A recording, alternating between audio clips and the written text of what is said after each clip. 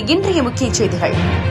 நாமக்கல் மாவட்டம் சேந்தமங்கலம் பேரூராட்சிக்கு உட்பட்ட புதிதாக கட்டப்பட்ட 10வது வார்டு கிழக்கு தெரு பகுதியில் சமுதாய கூடம் கட்டப்பட்ட பகுதியை மாவட்ட ஆட்சித்தலைவர் மருத்துவர் உமா அவர்கள் ஆய்வு செய்தார். அப்போது சமுதாய கூடம் பகுதியில் போதுமான வசதிகள் மற்றும் தரமாக கட்டப்பட்டுள்ளதா என்று ஆய்வு செய்தார். அதனைத் தொடர்ந்து சேந்தமங்கலம் சந்தை பகுதியில் புதிதாக கட்டப்பட்ட ஆதி திராவிடர் மாணவியர் விடுதி கட்டப்பட்டுள்ளது. அதனை ஆய்வு செய்தார். அப்போது மாணவியருக்கு போதுமான சுகாதார வசதி, உணவு, படுக்கையறை வசதி, தண்ணீர், தங்கும் அறை ஆகிய பகுதியில் ஆய்வு செய்தார். அப்போது 71 மாணவியர்கள் தங்கியுள்ளனர் என்றும் கூறினார். மேலும் அரசு மகளிர் மேல்நிலைப் பள்ளி தலைமை ஆசிரியர் சுமதி மாவட்ட ஆட்சியருக்கு கோரிக்கை ஒன்றை வைத்தார்.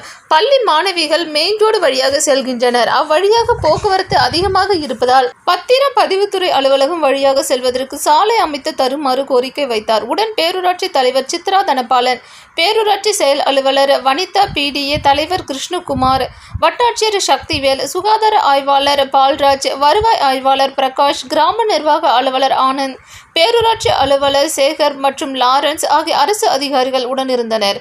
வணக்கம் தமிழகம் செய்திகளுக்காக சேந்தமங்கலம் சரவணன்.